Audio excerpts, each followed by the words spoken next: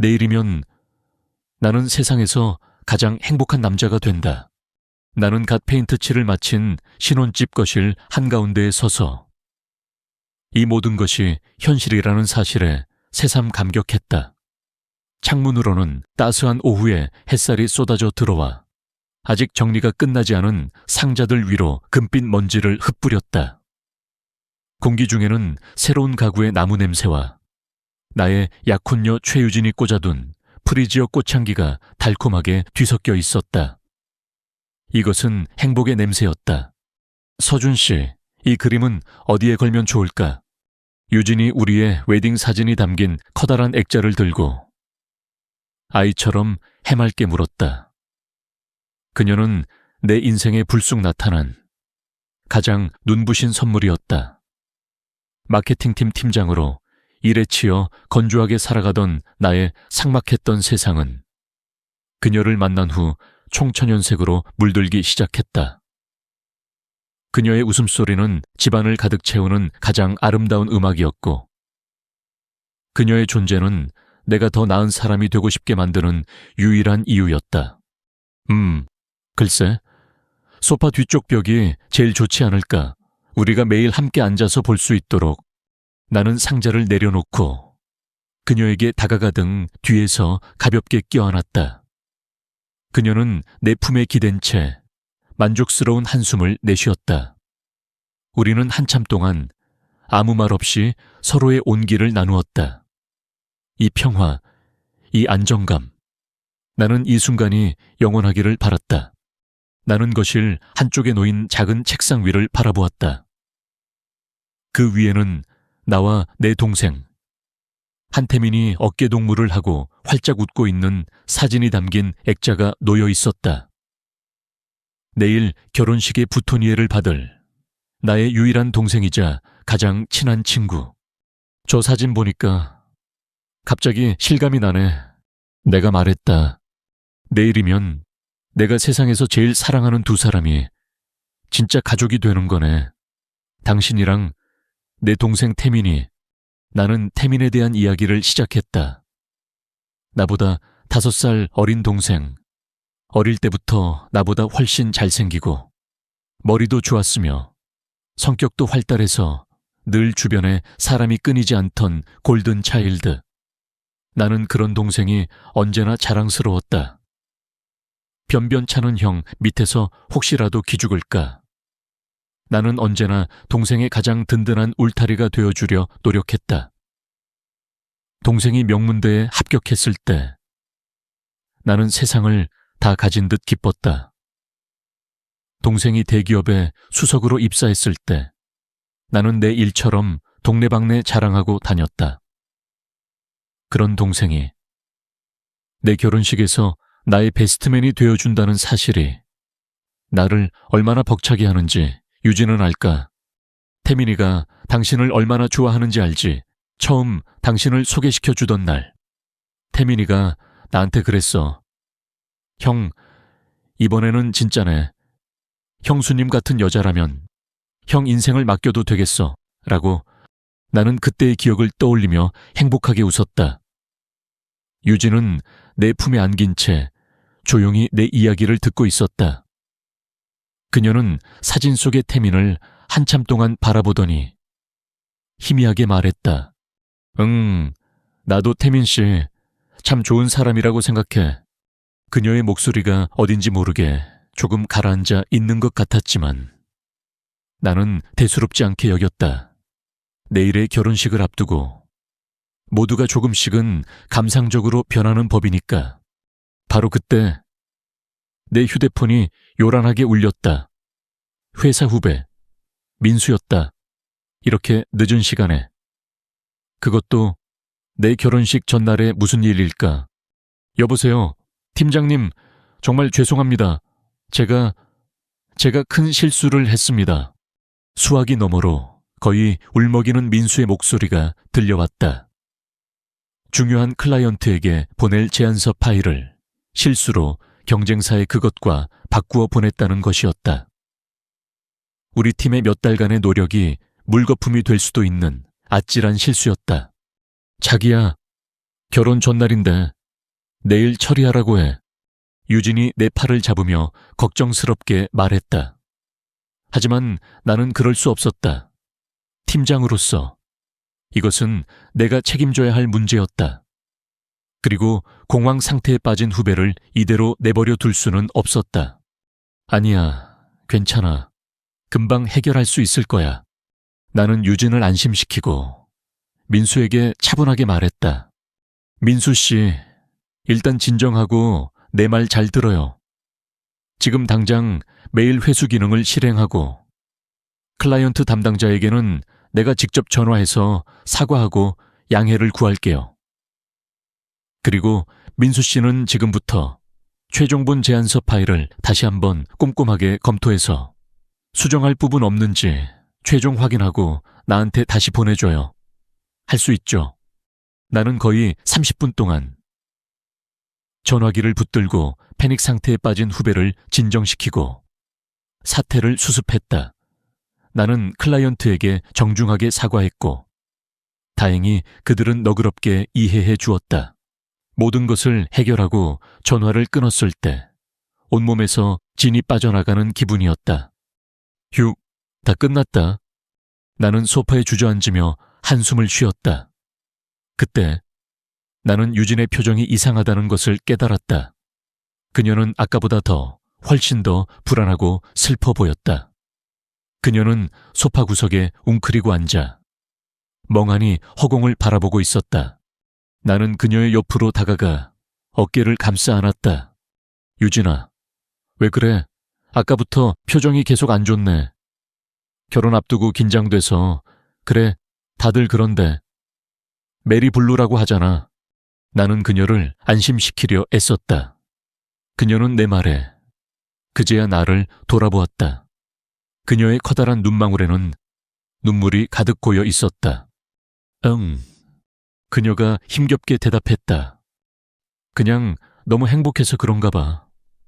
나 같은 사람이 이렇게 완벽한 당신을 만나서 이렇게 과분한 행복을 누려도 되는 건지 갑자기 무서워졌어.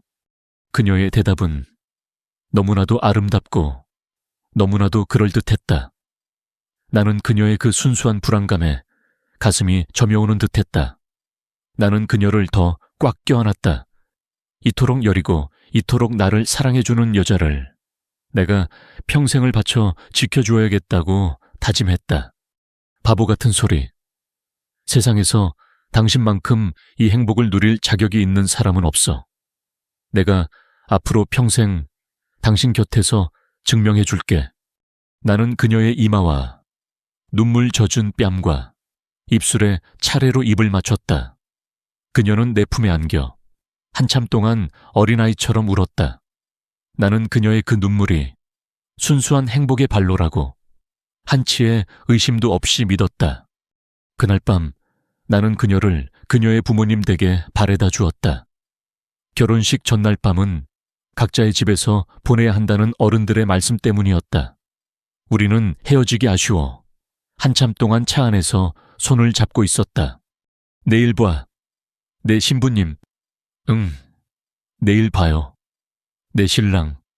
그녀는 차에서 내리기 전 내게 아주 길고 깊게 입을 맞췄다. 나는 그 입맞춤에서 그녀의 절박한 사랑을 느꼈다고 생각했다. 나는 집으로 돌아오는 내내 내일 아침에 펼쳐질 눈부신 풍경을 상상했다. 순백의 웨딩드레스를 입은 그녀의 모습, 그리고 그녀의 손을 잡고 영혼을 맹세할 나의 모습. 나는 세상에서 가장 운이 좋은 남자였다. 나는 내일 아침이 밝아오는 것만을, 내 인생의 가장 찬란한 아침이 시작되는 것만을 손꼽아 기다렸다. 그것이 내 인생의 마지막 평범한 밤이 될 것이라고는 상상조차 하지 못한 채 그녀를 부모님 댁에 바래다 주고 혼자 집으로 돌아오는 길. 나는 세상의 모든 것을 다 가진 기분이었다. 밤의 도시는 축제처럼 불빛으로 가득했고 차 안에서 울려 퍼지는 라디오의 모든 사랑 노래는 마치 나를 위한 축가처럼 들렸다. 나는 내일 아침 턱시도를 입고 식장에서 그녀를 기다릴 내 모습과 순백의 드레스를 입고 내게 걸어올 그녀의 모습을 상상했다.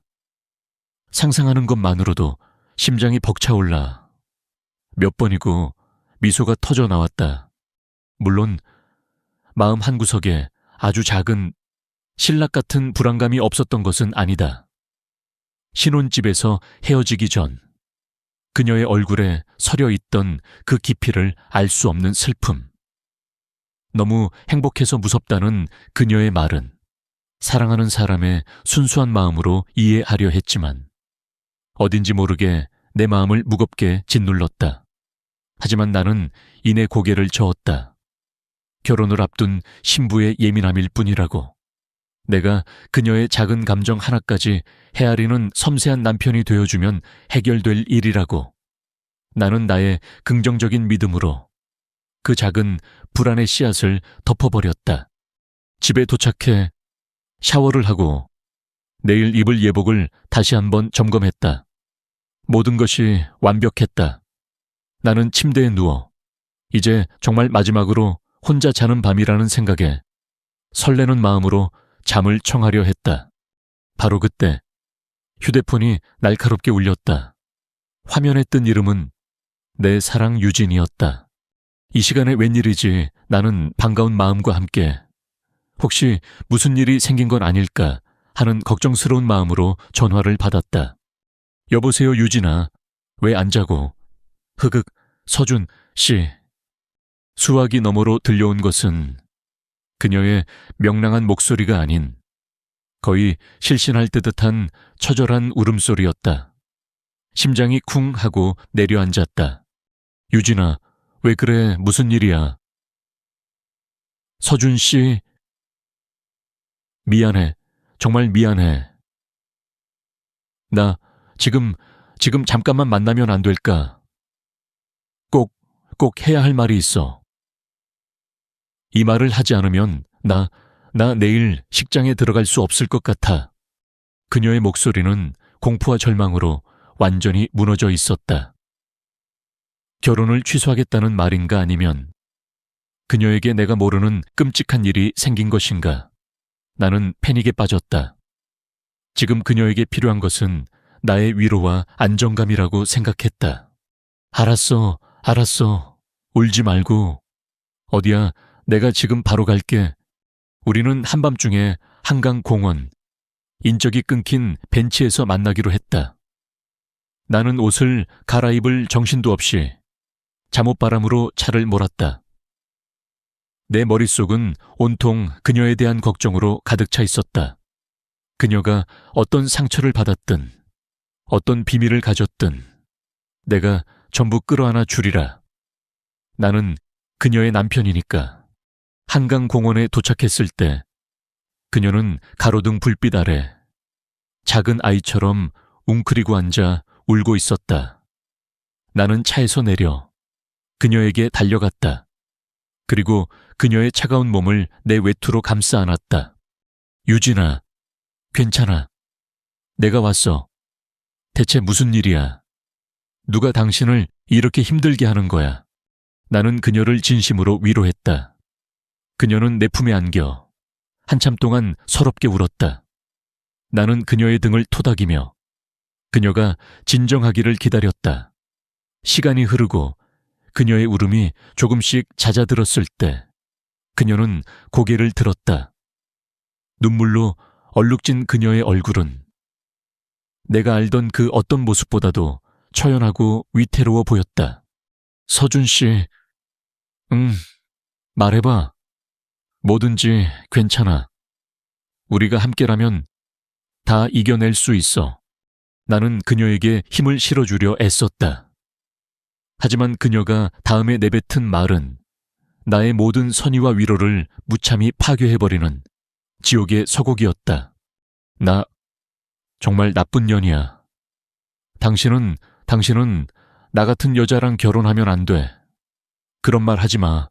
대체 무슨 말을 하고 싶은 거야? 사실은 그녀는 떨리는 입술을 힘겹게 열었다. 사실 나는 다른 사람과 결혼하고 싶었어. 세상이 순간 아주 잠시 멈추는 듯했다. 강물 소리도 바람 소리도 멀리서 들려오던 자동차 소리도 사라졌다. 내 귀에는 오직 내 심장이 쿵, 쿵, 쿵 하고 절망적으로 울리는 소리만이 들려왔다. 다른 사람, 누구 옛날 남자친구 아니면 회사 동료, 내 머릿속에서 수만 가지 이름과 얼굴이 스쳐 지나갔다. 그 모든 상상은 고통스러웠지만 그 어떤 것도 내가 마주하게 될 진실만큼 끔찍하지는 않았다. 나는 거의 기어들어가는 목소리로 간신히 물었다. 응피네가. 유진은 고개를 들지 못했다. 그녀는 바닥만 내려다보며 죄인처럼 울먹였다. 그리고 내 인생을 송두리째 바꿔놓은 그 이름을, 내 심장에 영원히 지워지지 않을 낙인을 찍은 그 이름을 마침내 내뱉었다. 태민이 동명이인이겠지. 내가 아는 그 태민이는 아닐 거야. 아니어야만 해. 내 동생 한태민. 그녀의 말이 끝나는 순간 나는 내 영혼이 육체에서 빠져나가는 듯한 감각을 느꼈다. 시간이 멈추었다. 공간이 비틀어졌다. 내 발밑의 땅이 꺼져 내리고 나는 끝을 알 수 없는 심연으로 끝없이 추락하고 있었다. 태민이 나의 동생, 나의 자랑, 내일 나의 결혼식에서 나의 가장 가까운 곳에서 나를 축복해줄 나의 베스트맨. 어짓말. 나는 나 자신도 모르게 중얼거렸다. 거짓말이지. 제발 장난이라고 말해줘. 유진아. 나는 그녀의 어깨를 붙잡고 흔들었다. 하지만 그녀는 고개를 저을 뿐이었다. 그녀의 침묵은 그 어떤 긍정보다도 더 확실한 대답이었다. 나는 그녀의 어깨를 놓고 비틀거리며 뒷걸음질 쳤다. 머릿속에서 과거의 모든 기억들이 독이 든 파편이 되어 나를 공격하기 시작했다. 신혼집에서 태민의 사진을 보며 행복해하던 나의 모습. 내가 세상에서 제일 사랑하는 두 사람이 가족이 된다고 말하던 나의 멍청한 목소리, 나의 그 말을 듣고 미묘하게 표정이 굳어지던 유진의 얼굴. 나는 그것을 결혼 전의 예민함이라고 생각했다. 나를 소개시켜주던 날, 형수님 같은 여자라면 형 인생을 맡겨도 되겠다고 말하던 태민의 그 가식적인 미소. 나는 그것을 진심 어린 축복이라고 믿었다. 모든 것이 거짓이었다. 나의 행복, 나의 믿음, 나의 가족, 내가 내 인생의 전부라고 생각했던 모든 것이 거대하고 정교하게 짜인 한 편의 연극에 불과했다. 그리고 나는 그 연극의 주인공인 줄 알았지만 사실은 가장 마지막까지 아무것도 몰랐던 가장 어리석은 구경꾼이었다. 이 언제부터 내 입에서 나온 목소리는 낯선 사람의 것처럼 갈라져 있었다. 언제부터였어? 미안해. 정말 미안해. 나랑 태민 씨, 우리가 먼저 만났어. 당신을 만나기 전에. 하지만 집안의 반대 때문에 우리는 헤어질 수밖에 없었어. 그러다가 당신을 만났고 당신은 너무 좋은 사람이었고 태민 씨를 잊을 수 있을 거라고 생각했어. 하지만 그게 잘 안 됐어. 우리는 당신 몰래 계속 만났어. 이래선 안 된다는 걸 알면서도 멈출 수가 없었어. 자, 유진은 횡설수설 자신의 역겨운 변명을 늘어놓았다. 하지만 그녀의 말은 더 이상 내 귀에 들어오지 않았다. 나는 더 이상 그녀를 보고 있지 않았다. 나는 그녀의 뒤편에서 나와 그녀를 비웃으며 서 있는 내 동생 한태민의 환영을 보고 있었다. 배신, 그 단어는 이 감정을 표현하기에 너무나도 초라했다. 이것은 배신을 넘어선 존재의 부정이었다. 나의 형제와 나의 아내가 될 여자가 나의 등 뒤에서 나의 눈을 가리고 나를 조롱하며 그들만의 사랑을 속삭여왔다. 나는 아무 말도 할 수 없었다. 아무런 행동도 할 수 없었다. 나는 그저 차가운 강바람을 맞으며 텅 빈 껍데기처럼 서 있을 뿐이었다.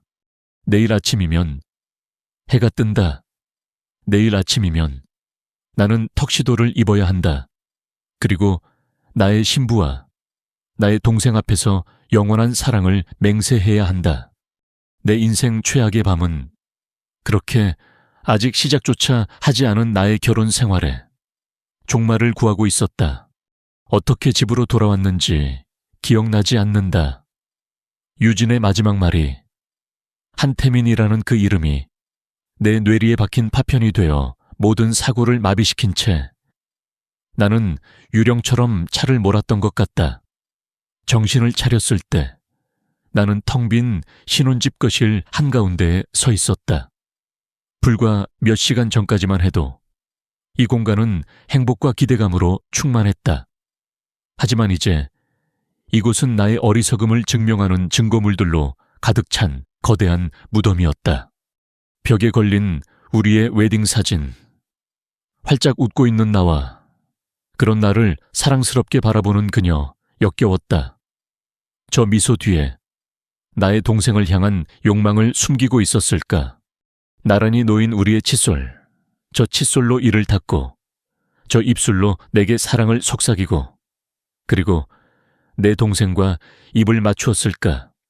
결혼 선물로 들어온 고급 커피잔 세트 태민이가 형수님이랑 아침마다 여기서 커피 마시면 좋겠다라며 선물해준 것이었다. 그 말이 이제는 잔인한 조롱처럼 들려왔다. 나는 미친 사람처럼 집안을 서성였다. 온몸이 부들부들 떨리고 속이 메스꺼려 금방이라도 토할 것 같았다. 이것은 꿈일 거야. 내일 아침이면 모든 것이 제자리로 돌아와 있을 끔찍한 악몽일 거야. 나는 소파에 주저앉아 몇 번이고 내 뺨을 때려보았다. 하지만 아픔만 느껴질 뿐. 나는 악몽에서 깨어나지 못했다. 내 안에서 분노와 슬픔, 배신감, 그리고 이해할 수 없는 혼란이 뒤섞여 폭풍처럼 몰아쳤다. 어떻게 내게 이럴 수 있지? 그것도 나의 동생과 내가 세상에서 가장 믿고 가장 사랑했던 두 사람이 그들은 언제부터 나를 기만해온 걸까? 내가 유진을 태민에게 처음 소개시켜주던 그날부터 아니면 그 이전부터 그들이 함께 웃고 함께 술을 마시고 함께 내 결혼을 축복해주던 그 모든 순간들이 사실은 나를 향한 거대한 조롱극이었다는 말인가? 나는 휴대폰을 집어들었다. 당장이라도 이 결혼을 취소해야 했다.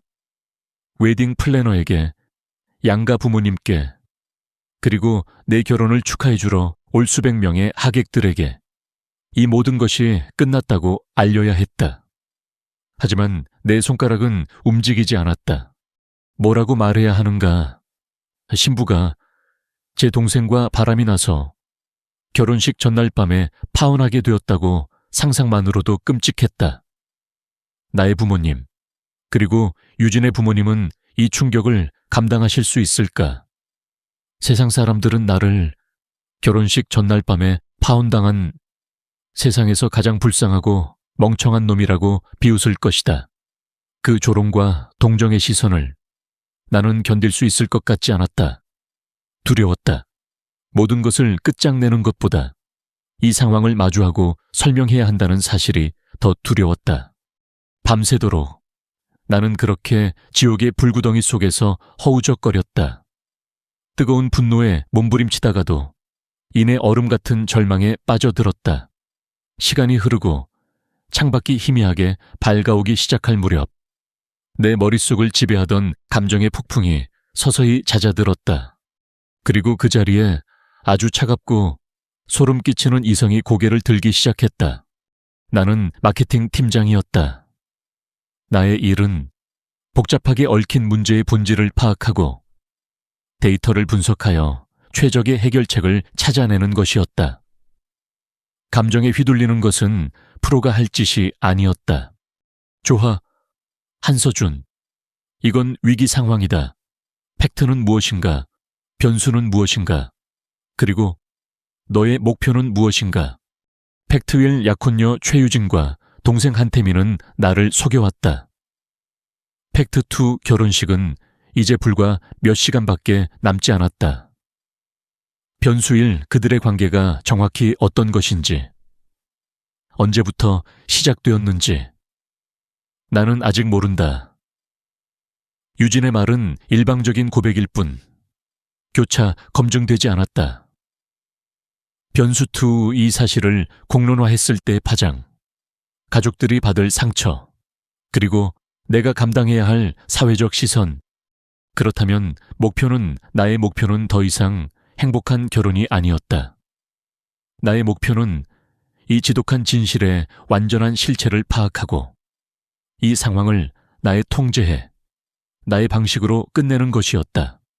그러기 위해서는 먼저 진실을 확인해야 했다.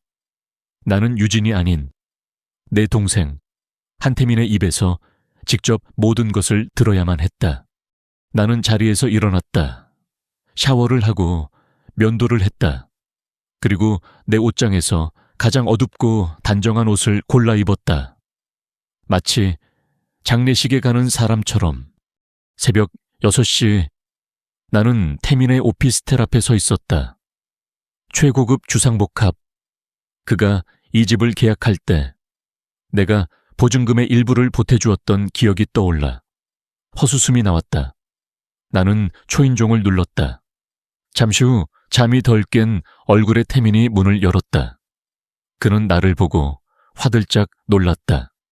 형, 이 시간에. 웬일이야? 무슨 일 있어? 그는 나의 베스트맨이 될 준비를 해야 할 시간에 내가 찾아온 것이 의아한 모양이었다. 나는 그의 말을 무시하고 집 안으로 들어섰다.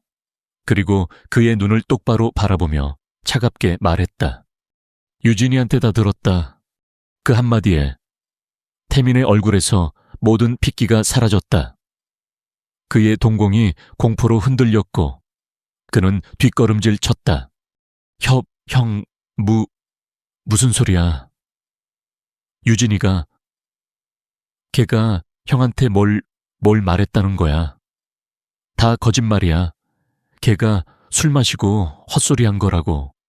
그는 필사적으로 부인했다. 나는 그를 다그치거나 멱살을 잡지 않았다. 나는 그저 아무런 표정 없이 그의 눈을 꿰뚫어 볼 듯이 응시했다. 나의 침묵은 그 어떤 고함보다 더 그를 압박했을 것이다. 그는 내 시선을 피하며 횡설수설 변명을 늘어놓았다. 마침내 그는 무너져 내렸다. 그는 소파 앞에 주저앉아 머리를 감싸 쥐었다. 형, 미안해. 내가 정말 죽을 죄를 지었어. 그는 울기 시작했다. 하지만 나는 그의 눈물에 어떤 연민도 느끼지 못했다. 나는 그의 고백을, 그의 변명을 기다렸다. 근데, 형, 이건 정말이야. 그 여자가, 유진이가 나한테 먼저 접근했어. 형이랑 사귀면서도 나만 보면 그렇게 흔들었다고. 자기는 형이랑 안 맞는다. 너랑 있었어야 했다면서. 나는 그냥 잠깐 흔들렸던 것뿐이야. 정말이야. 내가 몇 번이나 끝내려고 했는데 그때마다 걔가 매달리고 죽어버리겠다고 협박해서. 그래서 어쩔 수가 없었어, 형. 제발 내 말 좀 믿어줘. 그의 고백은 유진의 그것과 똑같이 자기 연민과 책임 전가로 가득 차 있었다. 그는 자신의 죄를 인정하는 척하면서도 교묘하게 모든 원인을 유진에게 돌리고 자신을 유혹에 넘어간 나약한 피해자로 포장하고 있었다. 그들은 똑같은 종류의 인간이었다. 나는 더 이상 들을 가치가 없다고 판단했다. 나는 말없이 돌아서서 그의 집을 나왔다. 등 뒤에서 나를 부르며 절규하는 그의 목소리가 들려왔지만 나는 돌아보지 않았다. 차에 돌아와. 나는 핸들에 머리를 기댔다. 이제 어디로 가야 하는가? 나는 완전히 혼자가 되었다. 부모님께는 차마 이 사실을 말씀드릴 수 없었다. 친구들에게는 어떻게 설명해야 할지 막막했다. 그때 한 사람의 얼굴이 떠올랐다. 나의 고모. 어릴 적부터 나를 딸처럼 아껴주셨고 세상의 모든 풍파를 겪어낸 현명하고 강인한 분. 고모는 유진을 처음 보던 날 내게 이렇게 말했었다. 서준아, 색시는 참 예쁘고 싹싹하네. 근데 어딘지 모르게 너무 완벽해서 오히려 좀 불안하다. 사람은 누구나 빈틈이 있기 마련인데 너무 완벽한 사람은 무언가 감추고 있는 게 많은 법이야. 나는 그때 고모의 말을 어른의 불필요한 노파심이라고 치부했었다. 하지만 이제 와서 보니 그것은 모든 것을 꿰뚫어 본 예언과도 같았다. 나는 떨리는 손으로 휴대폰을 들어 고모에게 전화를 걸었다. 내 목소리는 태민 앞에서 유지했던 냉정함을 잃고 마침내 무너져 내리고 있었다. 고모, 저예요. 서준이, 고모, 저 좀 도와주세요. 제발. 수화기 너머로 잠시 침묵이 흘렀다. 고모는 내가 그럴 줄 알았다. 같은 말은 단 한마디도 하지 않으셨다. 대신 아주 차분하고 단단한 목소리가 들려왔다. 이어디니, 아가, 우리 집으로 와. 지금 당장. 아무 걱정 말고. 일단 오기나 해. 나는 전화를 끊고 한참 동안 울었다. 그리고 차에 시동을 걸었다. 결혼식은 이제 불과 서너 시간밖에 남지 않았다. 나는 내가 앞으로 무엇을 해야 할지, 이 지옥 같은 하루를 어떻게 버텨내야 할지 아무것도 몰랐다. 하지만 이 길고 끔찍한 밤 속에서 내게는 처음으로 가야 할 목적지가 생겼다. 아주 작은 한 줄기 빛이 보이는 피난처가 고모댁에 도착했을 때 나는 완전히 너덜너덜해진 상태였다. 십수년간 단 한 번도 보인 적 없었던 눈물을 나는 고모의 어깨에 기대어 어린아이처럼 쏟아냈다. 고모는 내가 말을 할 수 있을 때까지 그저 말없이 나의 등을 토닥여 주셨다. 그녀의 집 부엌에서는 나를 위해 끓이는 듯한 된장찌개의 구수한 냄새가 나고 있었다. 그 일상적인 냄새가 비현실적인 나의 상황과 기묘한 대조를 이루며 오히려 나를 조금씩 현실로 되돌아오게 했다. 나는 한참 만에 간신히 입을 열어 지난밤에 있었던 모든 일을 털어놓았다.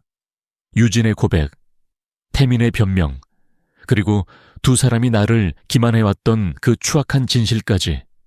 이야기가 진행되는 동안 고모는 단 한마디의 질문도 섣부른 위로도 하지 않았다. 그녀는 그저 나의 모든 말을, 나의 모든 고통을 묵묵히 받아내고 있었다. 모든 이야기를 마쳤을 때 나는 완전히 탈진한 상태였다. 나는 텅 빈 눈으로 고모를 바라보며 물었다. 고모, 저 이제 어떻게 해야 해요? 모든 걸 다 취소해야겠죠. 그것이 내가 할 수 있는 유일한 상식적인 판단이라고 생각했다. 이 결혼은 시작부터 끝까지 완벽한 사기극이었으니까. 고모는 내게 따뜻한 꿀물 한 잔을 건네셨다. 그리고는 아주 차분한 목소리로 내게 되물었다. 그래, 취소한다고 치자. 그럼 그 다음은 네. 오늘 찾아올 수백 명의 하객들과 평생 오늘만을 기다려오신 네 부모님, 그리고 유진이 부모님께는 뭐라고 말할 거니? 신부가 네 동생과 눈이 맞아 결혼식 날 아침에 파혼했다고 그래서 네가 앞으로 평생 결혼식 날 파혼당한 불쌍한 놈이라는 꼬리표를 달고 사는 건 괜찮고 그 두 사람은 잠깐 세상의 손가락질을 받겠지. 하지만 사람들의 기억은 짧다. 그들은 어떻게든 다시 살아갈 거야. 결국 이 모든 일의 가장 큰 피해자, 가장 큰 상처를 입는 건 너와 아무것도 모르는 내 부모님이 될 거다. 서준아, 정말 그걸 원하니? 고모의 말은 얼음물처럼 차갑게 내 머리 위로 쏟아져 내렸다. 나는 한 번도 생각해보지 못했던 현실이었다. 그렇다. 이대로 모든 것을 취소하고 도망친다면 나는 영원히 피해자로 남게 될 것이다. 그들의 배신 행위에 의해 내 인생이 결정되도록 수동적으로 내버려 두는 꼴이 되는 것이다. 나는 분노로 몸을 떨었지만 아무 대답도 할 수 없었다. 나는 자리에서 일어나 고모의 집거실을 미친 사람처럼 서성였다. 머릿속에서 수만 가지 시나리오가 떠올랐다 세우러졌다. 이대로 도망칠 것인가? 아니면 이 모든 것을 폭로하고 진흙탕 싸움을 벌일 것인가? 하지만 그 어떤 것도 내 마음을 만족시키지 못했다. 모든 선택지의 끝에는 결국 상처투성이인 나 자신만이 남아있을 뿐이었다. 그때였다. 내 머릿속에서 아주 대담하고 위험하며 미친 생각 하나가 떠올랐다. 만약 내가 도망치지도 싸우지도 않는다면, 만약 그들이 짜놓은 이 연극의 무대 위로 나 역시 배우로서 올라선다면, 만약 이 연극의 결말을 내가 직접 다시 쓰는 것이다. 나는 걸음을 멈추고 고모를 바라보았다. 내 눈에는 더 이상 눈물이나 절망이 아닌 차갑고도 섬뜩한 결의가 이글거리고 있었다. 고모스처, 결혼식 그대로 진행할게요. 고모의 눈이 커졌다. 그녀는 내가 충격에 정신이 나갔다고 생각했을지도 모른다. 서준아, 그게 무슨 말이니? 제정신이야. 네, 제정신이에요. 이대로 모든 것을 끝내면 저는 평생을 피해자로 살아가야 해요. 저는 그렇게 살고 싶지 않아요. 이건 제 결혼식이에요. 제 인생의 가장 중요한 날이라고요. 다른 누구도 아닌 바로 제 손으로 이 모든 것을 끝내고 싶어요. 가장 완벽한 무대 위에서 가장 결정적인 방식으로요. 고모는 한참 동안 아무 말 없이 내 눈을 들여다보았다. 그녀는 내 눈 속에서 이전에는 볼 수 없었던 강철 같은 무언가를 발견한 듯했다. 잠시 후 그녀는 짧게 한숨을 내쉬더니 결심한 듯 말했다. 알겠다. 네가 그렇게까지 결정했다면 이 고모가 내 편이 되어주마. 네가 뭘 하든 끝까지 너를 지지할 거야. 고모의 지지는 나에게 천군만마와도 같았다. 나는 이제 더 이상 혼자가 아니었다. 나는 심호흡을 한번 하고 휴대폰을 들었다. 그리고 내 인생 최악의 연기를 시작했다. 먼저 유진에게 전화를 걸었다. 그녀는 받지 않을까 걱정했지만 몇 번의 신호음 끝에 그녀는 잠이 덜 깬 목소리로 전화를 받았다. 여보세요? 나야, 서준이. 나는 최대한 상처받았지만 모든 것을 용서하려는 비련의 남자 주인공처럼 목소리를 꾸몄다. 유진아, 밤새 생각해봤어. 네가 얼마나 힘들었을지, 얼마나 고통스러웠을지. 물론 지금 당장 모든 걸 용서할 수는 없겠지만 그래도 일단 식은 올리자. 오늘을 위해 준비해오신 부모님과 우리를 축복해주러 오실 하객들은 무슨 죄야. 일단 식을 올리고 모든 게 끝나면 우리끼리 다시 처음부터 차분하게 얘기하자. 수화기 너머로 그녀가 안도의 한숨을 내쉬는 소리가 들려왔다. 그녀는 내가 결국 그녀의 눈물과 변명에 넘어왔다고, 이 상황을 어떻게든 수습할 수 있을 것이라고 생각했을 것이다. 정말 괜찮겠어. 서준 씨, 괜찮지 않아. 하지만 그렇게 해야만 할 것 같아. 나는 그렇게 그녀를 안심시켰다. 다음은 태민이었다. 태민에게도 나는 비슷한 내용의 메시지를 보냈다. 일단 식은 예정대로 진행한다. 모든 건 끝나고 얘기하자. 형을 실망시키지 마라. 모든 준비는 끝났다. 나는 이제 나의 가짜 결혼식을 위한 가면을 쓴 신랑이 될 준비를 마쳤다. 나는 고모댁에서 샤워를 하고 예복으로 갈아입었다. 하얀 셔츠와 검은 턱시도, 그것은 더 이상 행복의 상징이 아니었다. 그것은 내가 입은 갑옷이자 나의 복수를 위한 수의였다. 나는 거울 앞에 섰다. 거울 속의 남자는 분명 나였지만 내가 아니었다. 그의 얼굴에는 미소가 없었고 그의 눈은 깊이를 알 수 없는 차가운 심연처럼 빛나고 있었다.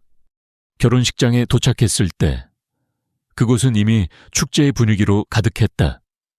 화사한 꽃 장식, 부드러운 음악, 그리고 하객들의 즐거운 웃음소리. 그 모든 것이 내게는 거대한 위선 덩어리로 느껴졌다. 나는 입꼬리를 끌어올려 미소를 짓고 로봇처럼 사람들과 악수를 나누고 감사 인사를 전했다. 축하해. 서준아, 드디어 장가가는구나. 두 사람 정말 잘 어울려. 선남선녀가 따로 없네. 그들의 모든 축복은 내 심장을 찌르는 비수가 되었다. 가장 힘든 순간은 신랑 대기실에서 나의 베스트맨인 태민을 마주했을 때였다.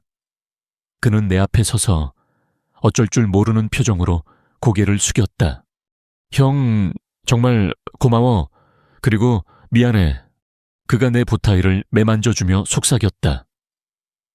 나는 그의 손길이 닿는 목덜미에 소름이 돋는 것을 느끼며 간신히 평정심을 유지했다. 나는 그의 어깨를 두드리며 아주 낮은 목소리로 말했다. 똑바로 해.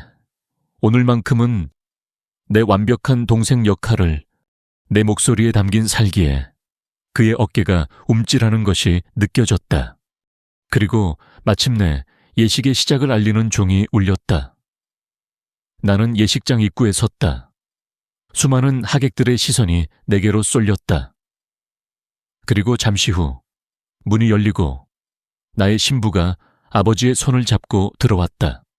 순백의 웨딩드레스를 입은 최유진. 그녀는 세상 모든 사람들의 눈에는 천사처럼 보일 것이다. 하지만 나의 눈에 그녀는 악마였다. 나의 인생을 송두리째 파괴한 가장 아름답고도 잔인한 악마.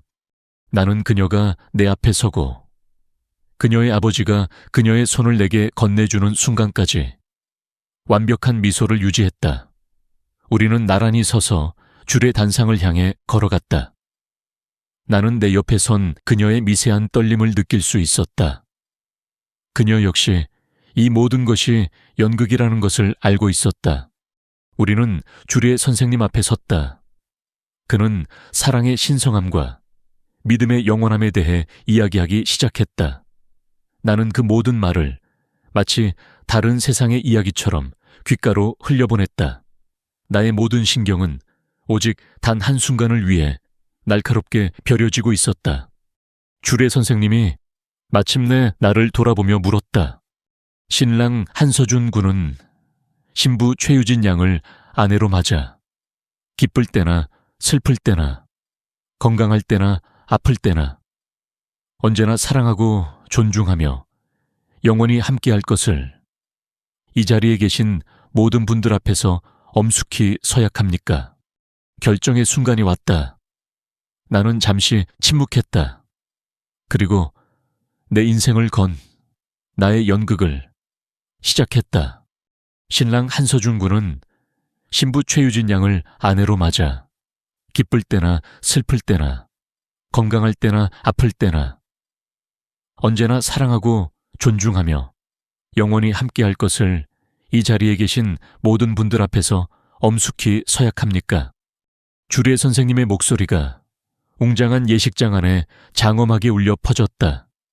하객들은 숨을 죽이고 나의 대답을, 나의 서약을 기다리고 있었다. 나는 내 옆에 서 있는 순백의 드레스를 입은 최유진을 흘깃 보았다. 그녀는 두 손으로 부케를 꼭 쥔 채 미세하게 떨고 있었다. 그녀의 얼굴에는 행복한 신부의 설렘과 함께 폭풍 전야의 불안감이 기묘하게 뒤섞여 있었다. 그녀는 내가 과연 이 모든 진실을 묻어둔 채 이 거짓에 서약을 할 것인지 마지막까지 확신하지 못하고 있는 것이다. 나는 대답하지 않았다. 대신 고개를 들어 천천히, 아주 천천히 예식장을 둘러보았다. 가장 앞줄에 앉아 계신 나의 부모님. 평생을 성실하게 살아오신 아버지의 강직한 얼굴과 아들의 결혼식에 연신 눈물을 훔치고 계신 어머니의 인자한 얼굴. 두 분의 얼굴에는 아들의 행복을 바라보는 순수한 기쁨과 대견함만이 가득했다. 나는 저분들의 저 믿음을 오늘 내 손으로 깨뜨려야만 했다. 심장이 칼로 도려내는 듯 아팠다. 그 옆에는 유진의 부모님이 앉아 계셨다. 그들 역시 딸의 완벽한 결혼식에 만족스러운 미소를 짓고 있었다. 그들은 아무것도 몰랐다. 자신들의 딸이 내 등 뒤에서 내 동생과 어떤 추악한 짓을 저질러 왔는지를, 그리고 나의 시선은 나의 가장 가까운 곳, 내 옆에 서 있는 한 남자에게로 향했다. 나의 동생 한태민, 오늘 나의 가장 든든한 지원군이 되어주어야 할 나의 베스트맨. 그는 애써 미소를 짓고 있었지만 그의 입에는 식은땀이 송골송골 맺혀 있었다. 그는 나의 시선이 닿자 마치 불에 댄 것처럼 움찔하며 고개를 숙였다. 그는 두려워하고 있었다. 내가 이 모든 것을 폭로하고 자신의 완벽한 인생에 종말을 구할까봐. 나는 마음속으로 그에게 물었다. 태민아, 너는 왜 그랬니? 세상에 여자는 많고 네가 원했다면 나는 뭐든지 내게 양보할 수 있었는데 왜 하필 이 여자였니? 왜 하필 너의 형이 전부를 걸었던 바로 그 여자여야만 했니? 나의 침묵이 길어지자 예식장 안이 조금씩 술렁이기 시작했다. 하객들은 의아한 표정으로 서로를 쳐다보았고 주례 선생님은 안경을 고쳤으며 신랑 하고 나를 불렀다. 나는 마침내 모든 시선을 뒤로 하고 오직 한 사람, 나의 신부 최유진을 바라보았다. 그녀의 눈은 이제 애원으로 가득 차 있었다. 제발, 제발 그냥 네 라고만 말해줘. 제발 이 순간만 무사히 넘어가줘. 그녀의 눈빛은 그렇게 소리 없이 절규하고 있었다. 나는 그녀를 보며 지난밤 그녀가 나에게 했던 말을 떠올렸다. 사실 나는 다른 사람과 결혼하고 싶었어. 그 사람은 바로 태민이. 그 목소리, 그 이름이 내 귓가에 다시 한번 울려 퍼졌다. 그리고 그 순간 나의 모든 망설임과 고통은 사라졌다. 그 자리에는 차갑고도 명징한 확신만이 남았다. 내가 무엇을 해야 하는지. 나는 주례 선생님을 향해 가볍게 고개를 숙였다. 그리고는 아무도 예상하지 못했던 행동을 했다. 나는 한 걸음 앞으로 나아가 주례 단상 위에 놓여있던 마이크를 집어들었다. 장내가 순간 물을 끼얹은 듯 조용해졌다. 모든 하객들의 시선이 나의 갑작스러운 행동에 집중되었다. 도현과 태민, 그리고 유진의 얼굴은 새하얗게 질려 있었다. 나는 심호흡을 한번 하고 마이크에 입을 가까이 댔다. 내 목소리는 떨리지 않았다. 오히려 이상할 정도로 차분하고 또렷하게 울려 퍼졌다. 먼저 이 귀한 주말에 저희 두 사람을 축복해 주시기 위해 이 자리를 빛내주신 모든 하객 여러분께 진심으로 감사의 말씀을 드립니다. 나는 하객들을 향해 허리를 숙였다. 사람들은 더욱더 어리둥절한 표정을 지었다. 그리고 저와 유진이를 오늘날까지 사랑으로 키워주신 양가 부모님께 고개 숙여 감사드립니다. 그리고 정말 죄송합니다. 나는 부모님이 앉아 계신 앞줄을 향해 다시 한번 아주 깊이 허리를 숙였다. 어머니의 얼굴에 당혹감이 스쳐 지나갔다. 나는 허리를 펴고 정면을 응시했다. 그리고 나의 마지막 서약을 했다. 오늘 이 자리에서 결혼식은 없을 겁니다. 그 한마디가 떨어지는 순간 장내는 얼어붙었다. 하객들은 모두 시간이 멈춘 것처럼 그 자리에서 굳어버렸다. 여기저기서 뭐라고 하는 작은 속삭임들이 들려왔다. 나는 천천히 고개를 돌려 내 옆에 서 있는 두 사람을 바라보았다. 유진은 숨 쉬는 법조차 잊은 사람처럼 입을 살짝 벌린 채 나를 보고 있었다. 태미는 고개를 푹 숙인 채 차마 나를 쳐다보지도 못하고 있었다. 나는 다시 마이크를 통해 내 마지막 말을 전했다. 왜냐하면 저는 바로 어젯밤 나는 잠시 말을 멈추고 그들의 얼굴을 똑똑히 확인했다. 제가 이 세상에서 가장 사랑하고 가장 믿었던 바로 이 두 사람에게 제 인생을 송두리째 뒤흔드는 가장 끔찍한 거짓말을 당했다는 사실을 알게 되었기 때문입니다. 나는 더 이상 자세한 설명을 덧붙이지 않았다. 그들의 죄를 만천에 공개하여 그들을 진흙탕 속으로 끌어내리는 것은 나의 방식이 아니었다. 그것은 나의 부모님과 그들의 부모님께 더 큰 상처를 줄 뿐이었다. 나는 그저 이 결혼이 왜 파탄 났는지에 대한 진실의 핵심만을 가장 담백하고도 가장 잔인한 방식으로 던져주었을 뿐이다. 나는 주머니에서 작은 벨벳 상자를 꺼냈다. 그 안에는 우리가 함께 골랐던 영혼을 약속했던 결혼 반지가 빛나고 있었다. 나는 그 반지를 주례 단상 위에 하얀 천 위로 조용히 올려놓았다. 툭 하는 작은 소리가 이 결혼의 종말을 고하는 소리처럼 들렸다. 나는 하객들을 향해 그리고 부모님을 향해 마지막으로 한 번 더 깊이 고개 숙여 인사했다. 그리고 뒤돌아섰다. 나는 단 한순간도 망설이지 않고 버진 로드를 따라 혼자 걸어 나갔다. 등 뒤에서 마침내 모든 상황을 파악한 하객들의 거대한 웅성거림이 폭탄처럼 터져 나왔다.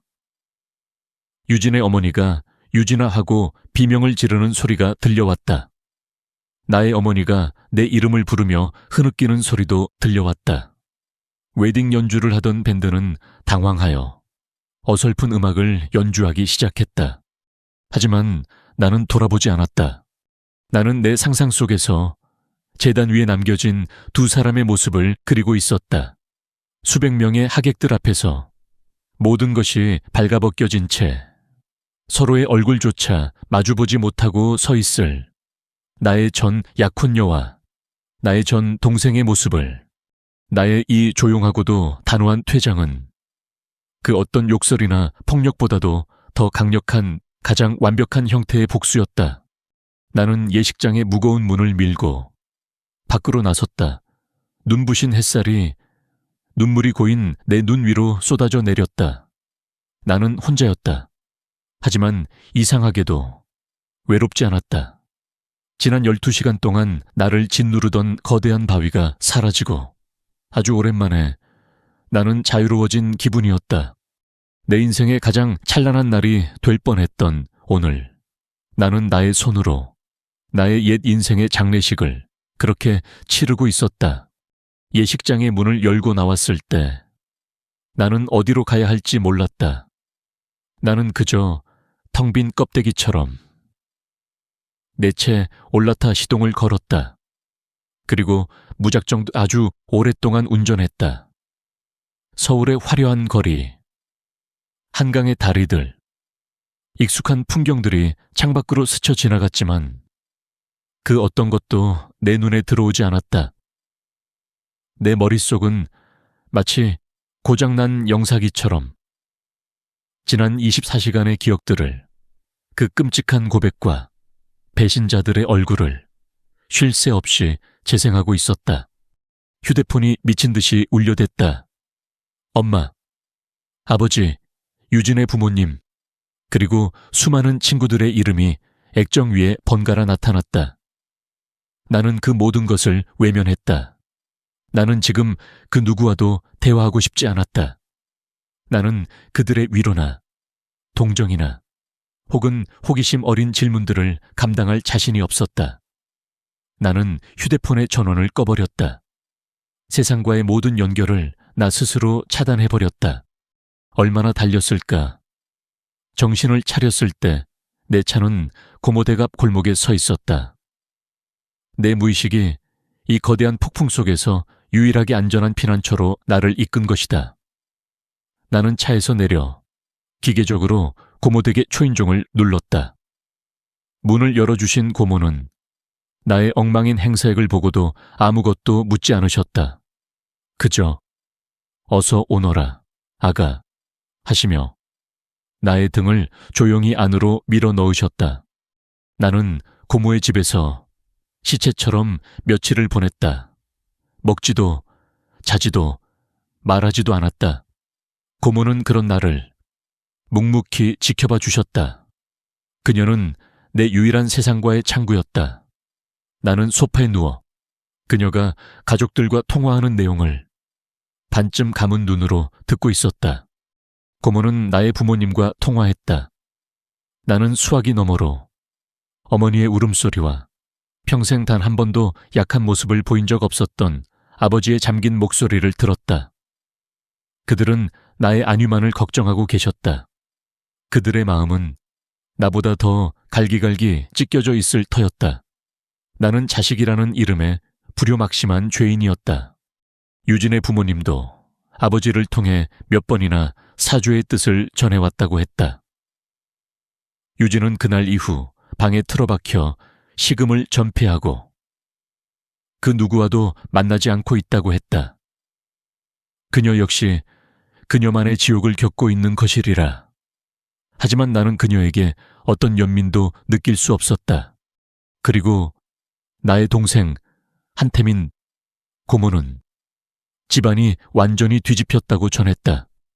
아버지는 태민의 뺨을 때리고 집안에 수치라며 당장 눈앞에서 사라지라고 소리치셨다고 했다.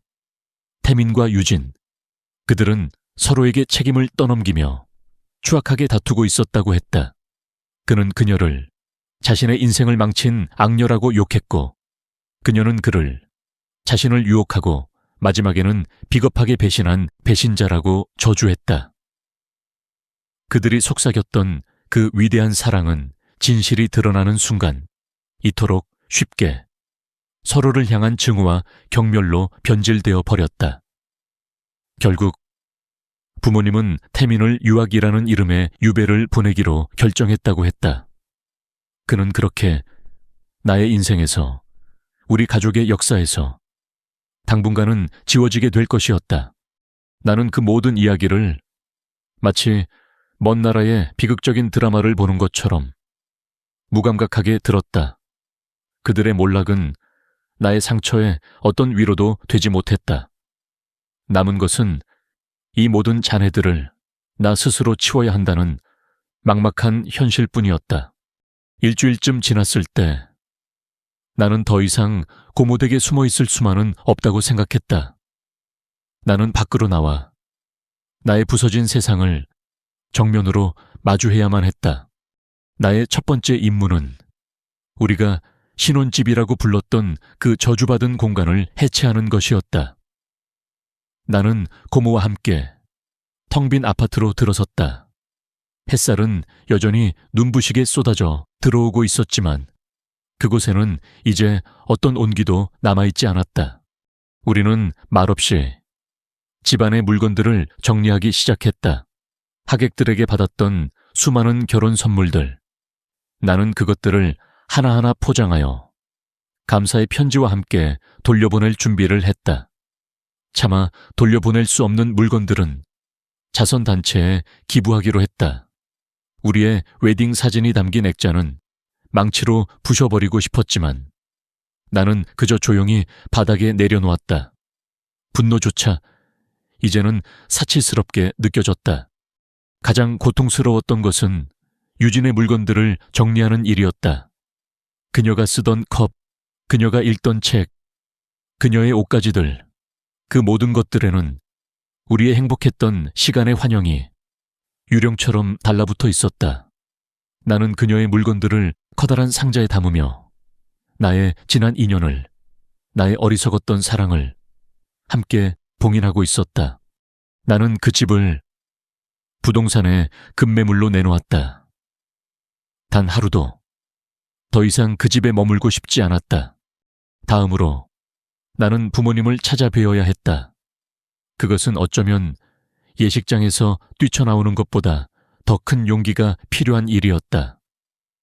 부모님 댁의 초인종을 눌렀을 때 나는 차라리 도망치고 싶었다. 문을 열어주신 어머니는 불과 열흘 사이에 10년은 늙어버린 모습이었다. 아버지는 소파에 앉아 신문만 뒤적이고 계셨다. 나는 거실 한가운데에 무릎을 꿇었다. 그리고 내 인생 처음으로 부모님께 고개를 숙였다.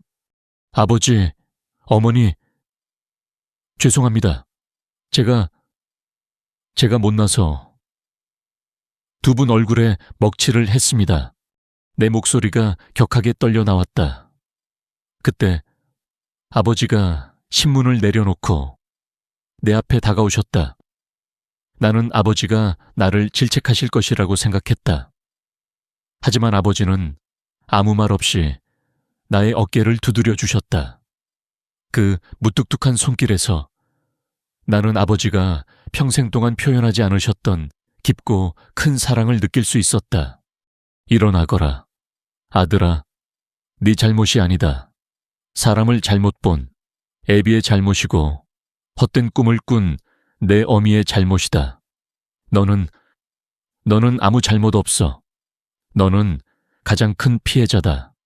어머니는 끝내 내 옆에 주저앉아 나를 끌어안고 우셨다. 우리는 그렇게 한참 동안 서로의 상처를 부둥켜 안고 울었다. 그 눈물은 우리의 부서진 가족을 아주 조금씩 다시 이어붙이고 있었다. 나는 그날 이후 내 삶의 모든 연결고리를 하나씩 끊어내기 시작했다. 나는 휴대폰 번호를 바꾸었다. 모든 SNS 계정을 탈퇴했다. 나는 유진과 태민이 나의 세상에 다시는 발붙일 수 없도록 완벽한 벽을 쌓았다. 그리고 나는 새로운 집을 구했다. 아무도 나를 알지 못하는 낯선 동네의 작고 낡은 오피스텔이었다. 신혼집과는 정반대로 햇볕도 잘 들지 않는 수도승의 방처럼 작고 기능적인 공간이었다. 나는 그곳에 최소한의 가구만을 들여놓았다. 나는 그 텅 빈 공간이 마음에 들었다. 그것은 마치 모든 것을 잃어버린 나의 마음 상태와도 같았다. 나는 일에 미친 듯이 몰두했다. 회사에서는 나의 사정을 알기에 내게 무리한 요구를 하지 않았지만 나는 스스로 야근과 주말 근무를 자처했다. 복잡한 마케팅 전략을 세우고 데이터와 씨름하는 동안에는 잠시나마 고통을 잊을 수 있었다. 명확한 목표와 논리적인 과정만이 존재하는 일의 세계는 비합리적인 인간의 감정으로 가득 찬 현실 세계로부터의 유일한 도피처였다. 어느 날 저녁 퇴근하고 텅 빈 오피스텔로 돌아왔을 때 문 앞에 고모가 서 계셨다. 그녀의 손에는 김이 모락모락 나는 김치찌개 냄비가 들려 있었다. 밥은 잘 챙겨 먹고 다니는 거니? 고모는 내 집 안을 둘러보셨다. 텅 비고 사람 사는 온기라고는 없는 나의 새로운 요새를 그녀는 아무 말 없이 부엌으로 갓찌개를 트고 작은 밥상을 차리셨다. 아직도 텅 비어 있구나. 이렇게 살면 병나. 일이 바빠서요. 고모, 서준아. 고모가 나의 이름을 불렀다. 네가 한 일, 옳은 일이었다. 가장 아프고 가장 힘든 길이었지만 가장 정직한 길이었어. 사람들은 네가 용감했다고 칭찬하기도 하고 혹은 너무 매정했다고 비난하기도 하겠지. 하지만 그건 중요하지 않아. 중요한 건 네가 너 자신의 인생에 정직했다는 거야. 나는 고개를 숙인 채 밥을 입으로 가져갔다. 이제 다 잊고 다시 시작하는 일만 남았다. 고모의 말에 나는 힘없이 대답했다. 잊는 게 그게 그렇게 쉽지가 않네요.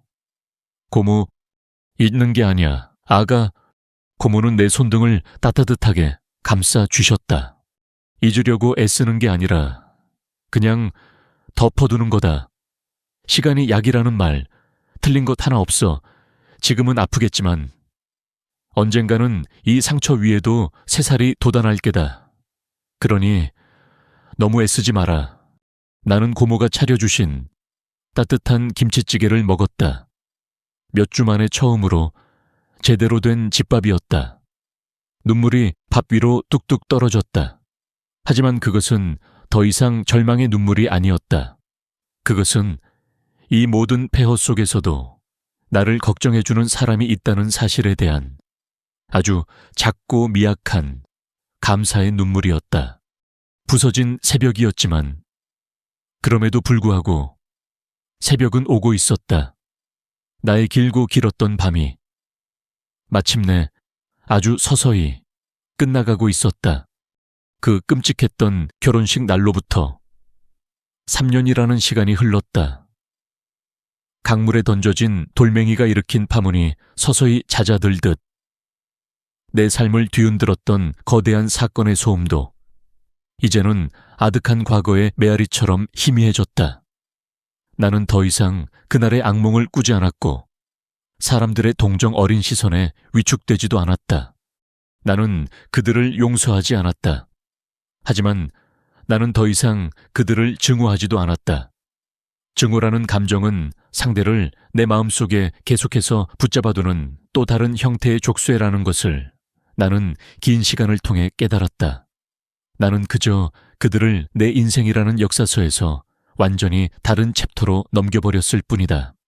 나는 사건 이후 다니던 대기업 마케팅팀에 사표를 냈다. 거대한 조직의 부품으로 실체 없는 구호를 외치며 살아가는 삶의 회의를 느꼈다. 나는 내 이름 석자를 걸고 나만의 일을 시작하고 싶었다. 나는 작은 컨설팅 회사를 차렸다. 대기업이 아닌 좋은 아이디어는 있지만 마케팅에 어려움을 겪는 작은 스타트업이나 동네 소상공인들을 돕는 일이었다. 나의 작은 오피스텔은 이제 제법 그럴듯한 홈오피스로 변해 있었다. 나는 매일 아침 직접 내린 드립 커피의 향기와 함께 하루를 시작했다. 클라이언트들과 미팅을 하고 보고서를 쓰고 밤늦게까지 시장 데이터를 분석하는 바쁜 일상 속에서 나는 오히려 평온함을 느꼈다. 내가 흘리는 땀과 내가 쏟는 노력은 언제나 정직한 결과로 돌아왔다. 이 명료하고 합리적인 세계 속에서 나는 비로소 안정을 찾을 수 있었다. 나는 혼자였지만 외롭지 않았다. 나는 비로소 타인에게 기대지 않고 오롯이 나 자신의 두 발로 서는 법을 배웠다. 나의 행복은 더 이상 다른 누군가와의 관계에 의해 좌우되지 않았다. 그것은 내가 성취해낸 일의 결과물과 나 자신에 대한 단단한 믿음 속에서 조용히 자라나고 있었다. 어느 정도 경제적인 안정을 찾았을 때 나는 오랫동안 마음속에 품어왔던 일을 실행에 옮기기로 결심했다. 그날의 사건으로 인해 나의 부모님뿐만 아니라 나 역시 거대한 심리적 외상을 입었다. 나는 나와 같이 가족 문제로 인해 꿈을 펼치기 어려운 청년들에게 작은 힘이라도 되어주고 싶었다. 나는 고모와 상의하여 소립 장학재단이라는 이름의 작은 재단을 만들었다. 겨울의 혹한 속에서도 푸르름을 잃지 않는 소나무의 잎처럼 어려운 환경 속에서도 자신의 꿈을 잃지 않는 학생들을 돕고 싶다는 의미를 담았다. 우리의 장학금은 성적 최우수 학생이 아닌 힘든 가정 환경 속에서도 좌절하지 않고 자신의 잠재력을 증명해 보이는 학생들에게 수여되었다. 나는 오늘 재단의 첫 번째 장학생을 만나기 위해 한 대학의 작은 카페에 앉아 있었다. 잠시 후 앳되고 똘망똘망한 눈빛의 여학생 한 명이 내 앞에 다가와 고개를 숙였다. 안녕하세요. 한서준 대표님. 저는 이번에 소립장학재단의 첫 장학생으로 선정된 경영학과 1학년 박민지입니다. 네, 민지 학생 반가워요. 편하게 앉아요. 우리는 잠시 어색한 침묵 속에서 차를 마셨다. 나는 그녀의 서류를 통해 그녀의 사정을 익히 알고 있었다. 그녀의 아버지가 가장 친한 친구의 배신으로 사업에 실패하고 집안이 풍비박산이 났다는 것을, 그녀는 대학에 합격하고도 등록금을 내지 못해 휴학을 고민하고 있었다고 했다. 그녀의 이야기 속에서 나는 나의 과거를 보았다. 민지 학생, 내가 먼저 입을 열었다. 장학생으로 선정된 것을 다시 한번 축하해요. 정말 감사합니다. 대표님, 이 은혜를 어떻게 갚아야 할지 모르겠습니다. 갚을 필요 없어요. 대신 나중에 민지 학생이 사회에 나가서 자리를 잡게 되면 그때 민지 학생처럼 어려운 상황에 처한 다른 누군가에게 똑같은 온기를 나눠주면 돼요. 그렇게 선한 마음들이 계속해서 이어지는 것, 그게 제가 바라는 전부입니다. 나는 그녀에게 어려운 경영학 이론이나 성공하는 법에 대해 이야기하지 않았다. 대신 내가 겪었던 실패와 그 실패를 통해 배웠던 것들에 대해 담담하게 이야기해 주었다. 사람을 믿는 건 좋은 일이에요. 하지만 그 사람을 믿기 전에 자기 자신을 먼저 믿는 걸 잊어서는 안 돼요. 내 선택이 옳다는 확신, 그리고 어떤 결과가 닥쳐오든 내가 감당할 수 있다는 자신감. 그게 있다면 어떤 시련이 와도 다시 일어설 수 있습니다. 민지 학생은 내 이야기를 눈을 반짝이며 듣고 있었다. 그녀는 돌아가는 길에 내게 90도로 허리를 숙여 인사했다. 대표님, 정말 감사합니다. 저 절대로 포기하지 않겠습니다. 그 작은 소녀의 단단한 다짐 속에서 나는 나의 상처가 누군가에게는 희망의 걸음이 될 수 있다는 사실을 확인하며 조용한 위로를 받았다. 며칠 뒤 평범한 봄날의 오후였다. 나는 사무실에서 우편물들을 정리하고 있었다. 각종 청구서와 광고물들 사이에서 낯선 항공 우편 하나가 눈에 띄었다. 발신지는 캐나다 밴쿠버. 그리고 발신인의 이름 칸에 적힌 지난 3년간 단 한 번도 내 입에 올리지 않았던 그 이름. 한태민. 심장이 쿵 하고 내려앉았다. 손이 미세하게 떨려왔다. 나는 그 편지를 들고 한참 동안 망설였다. 이 편지를 뜯어보아야 하는 걸까? 아니면 이대로 찢어서 쓰레기통에 버려야 하는 걸까? 과거의 망령이 다시 나를 찾아온 기분이었다. 나는 한참의 고민 끝에 조심스럽게 편지 봉투를 뜯었다. 그 안에는 빽빽하게 글씨가 적힌 편지지 여러 장이 들어있었다. 태민의 익숙한 필체였다. 형에게 이 편지를 형이 읽게 될지 아니면 그냥 버려버릴지 나는 알 수 없어. 어쩌면 그 편이 형에게는 더 나을지도 모르겠지. 하지만 나는 염치불구하고 이 편지를 써 용서를 구하기 위해서가 아니야. 나는 형에게 용서를 구할 자격조차 없는 놈이니까. 그저 나의 죄를, 나의 진실을 형에게 고백하고 싶었을 뿐이야. 나는 마른 침을 삼키고 편지를 계속해서 읽어 내려갔다.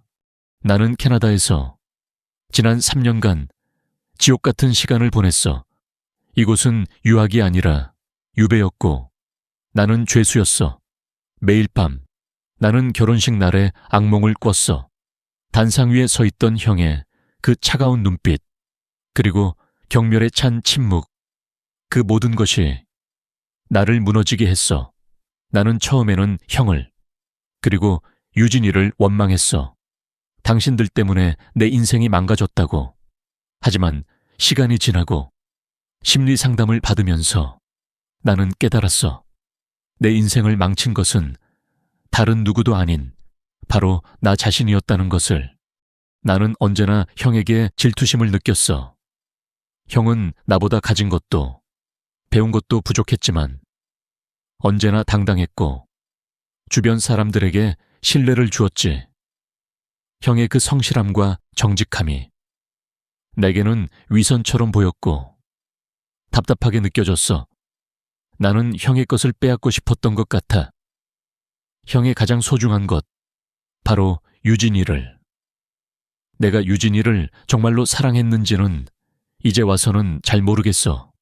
어쩌면 그건 사랑이 아니라 형의 세계를 파괴하고 싶은 나의 뒤틀린 욕망이었을지도 몰라. 유진이와는 그 사건 직후에 헤어졌어. 우리는 서로에게 모든 책임을 떠넘기며 추하게 싸우다 끝났어. 그녀 역시 그녀만의 지옥 속에서 살고 있겠지. 나는 그녀의 소식을 듣지 않아. 듣고 싶지도 않고. 형, 나는 이 편지를 통해 형에게 용서를 바라지 않아. 다만 나라는 인간이 얼마나 어리석고 비겁했으며 추악했는지를 형에게만은 솔직하게 고백하고 싶었을 뿐이야. 나는 평생 이 죄책감을 안고 살아갈 거야. 형이 나를 평생 용서하지 않아도 나는 그 어떤 원망도 할 수 없어. 그게 내가 받아야 할 벌이니까. 부디 형만이라도 행복했으면 좋겠어. 진심으로. 편지는 그렇게 끝이 났다. 나는 편지를 다 읽고 의자에 깊숙이 몸을 묻었다. 나도 모르게 눈에서 뜨거운 눈물 한 방울이 흘러내렸다. 그것은 슬픔의 눈물도 분노의 눈물도 아니었다. 그것은 아주 길고 길었던 터널의 끝에서 마침내 희미한 빛을 발견한 것만 같은 복잡하고도 미묘한 안도감의 눈물이었다. 나는 그 편지를 찢어버리지 않았다. 대신 곱게 접어 내가 직접 만든 작은 나무 상자 안에 넣었다. 그 상자 안에는 내가 지난 3년간 나 자신을 일으켜 세웠던 기록들이 담겨 있었다. 나는 과거를 지우는 대신 그것을 나의 역사로서 온전히 보관하기로 결심했다. 나는 자리에서 일어나 창가로 다가갔다. 창밖에는 약속처럼 봄이 와 있었다. 앙상했던 나뭇가지들 위로 연두빛 새싹들이 돋아나고 있었다. 용서는 아직 아니었다. 하지만 이제는 가능할지도 모른다. 언젠가 아주 오랜 시간이 흐른 뒤에는 나는 창문을 열었다. 상쾌한 봄바람이 내 얼굴을 그리고 내 마음속에 마지막 남은 상처를 부드럽게 스쳐 지나갔다. 미래는 아직 쓰여지지 않았다. 하지만 나는 더 이상 두렵지 않았다. 나의 고요한 봄은 이제 막 시작되고 있었으니까. 오늘 제 이야기가 마음에 드셨다면 구독과 좋아요를 눌러주세요. 여러분의 따뜻한 응원이 저에게는 가장 큰 선물이 됩니다. 다음에도 더 좋은 이야기로 찾아뵙겠습니다. 감사합니다.